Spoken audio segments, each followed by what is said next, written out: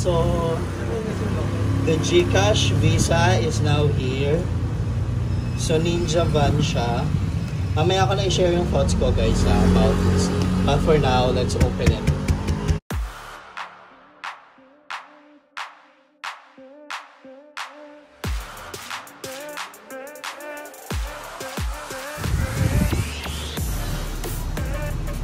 Discover a new way to pay with GCash card. Cashless and convenient. And here's the features. So, tutulungan ko kayo mamaya paano siya like i-connect sa inyong GCash na application. Like in order for you to use this card, kailangan talaga na syempre, kailangan mo i-register ito sa mismong application mo sa GCash. So, mas ano siya, aesthetic siya. Finally, kasi later, i-compare ko yung GCash na Mastercard tsaka GCash. This one is Visa. Yun yung main difference nila. The new card from GCash is Visa.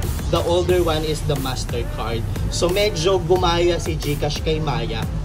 Actually, napansin ko, even yung design niya, very Maya na. Meron lang isang main difference na medyo malaki-laki. Ayan na siya. Pero very aesthetic na rin. Si Maya kasi opted for a black and green. Si GCash, syempre blue. Kasi ito na talaga yung ano niya. Ito na talaga yung ano niya, noon pa man. Tapos, ayan o, sobrang ganda niya guys. Like, I'll have a separate video na lang, no? This is the old, look at that. It's like legit, sobrang layo ng difference niya. Diba? This is the old GCash and this is the new GCash. So again, ito Mastercard yung old and then ito Visa siya. Issue ko lang kay bagong GCash, actually sobrang ganda na niya talaga. Ang issue ko lang si GCash, yung name pa rin, meron pa rin siyang name. Ito, sa barista ko kasi ito ayan o, ligawan niyo siya. Meron pa rin siyang name sa harap, which is ako, tingnan niyo yung go time. Wala na, diba? But yung nasa likod niya, nandun yung name kung sino may-ari ng card. Ibig sabihin, all the card details are reserved na at the back, which is para sa akin, safer kasi yon para dun sa cardholder. Same din kay Maya, tingnan nyo, diba? Parang wala na siyang details sa likod. I mean sa harap, nasa likod na lahat ng details. But with GCash, yung name nandyan pa rin. So, ewan ko sa inyo, ako preference ko na wala na yung details talaga. Kasi pag nasa likod naman, nandun lahat ng details na kailangan, such as expiration date, of course, the name of the owner of the card, or of the account, and all that, card numbers and all that. With GCash Visa card, may name pa rin siya dito.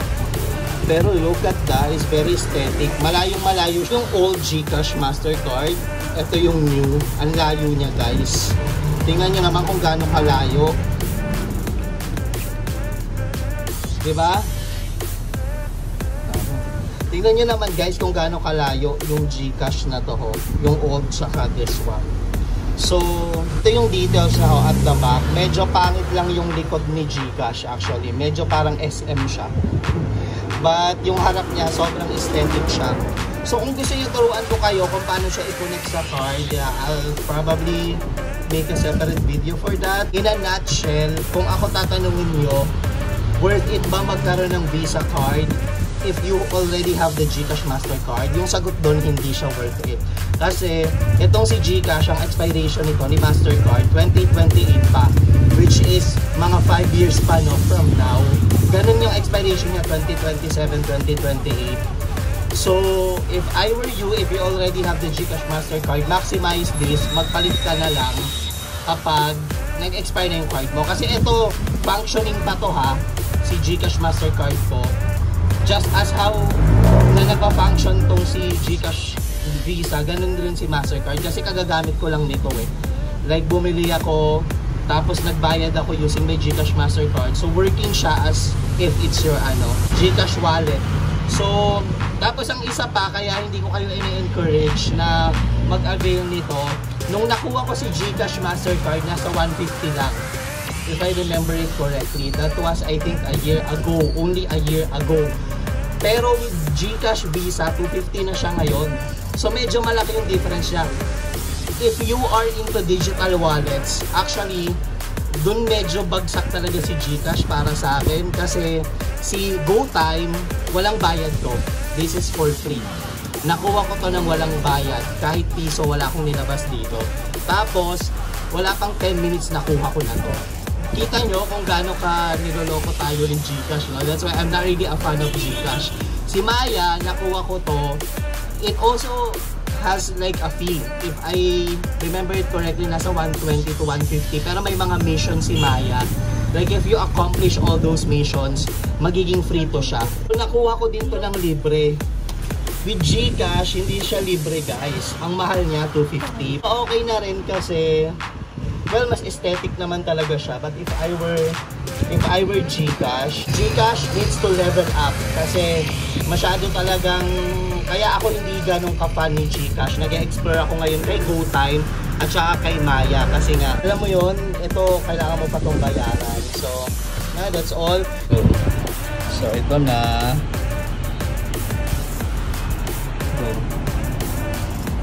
Punta ka sa cards. Tapos yan, mag-ano siya. Ang GCash na may card. Tapos doon may option na order a card. You can click that option kung gusto mo, no? Tapos yan, may mga option sila na ganyan. Pero dahil dumating na, ito na yung pipindutin. Link my card. So guys, hindi siya automatic na when you order a card, matic na to na alam mo yon, magagamit mo na. Hindi talaga kasi you need to link your card to your GCash account. Sige, ano lang, OTP yon guys. Make sure na i-input nyo lang. And then, ayan, may sinasabi na siya. Ang hinihingi niya, last 4 digits of card, tapos yung virtual account number. So, yun lang. I-input mo lang yon. Sige, input na natin. Ayan na. So, ayan na. When you input the card details, baka last 4 digits, meron ng ganyan, no, na your GCash is now linked. Nominate your PIN now to enjoy your card. Yung PIN, yan basically yung gagamitin mo when you withdraw money from ATM machine and also when you use it to establishment. Like the cashier will ask for a PIN. Yun yung PIN. Kailangan mo maglagay. So, usually 6 digits siya. Ayan, no.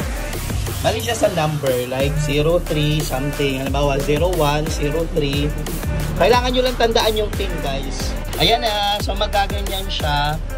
GCash card link, tapos you can now use your GCash card in all store and ATM machines worldwide. Tapos okay na yun, screenshot mo lang siya, I would suggest. Kasi minsan, pag nagloko siya. So there guys, sobrang dali lang mag-link nung card. What are your thoughts about the new GCash Visa card? Ako, I still prefer to use my old GCash MasterCard. I have naman may Maya Visa and also the GoTime Visa. But with the GCash MasterCard, it's functioning as if bagong card din siya. Like if you already have this, there's no need for you to get the Visa card of GCash kasi parang magdodoble ka lang. Alam mo yon, hindi talaga siya advisable. So there guys, that's all for this video. Thank you so much for watching. I hope I'll see you again on the next one.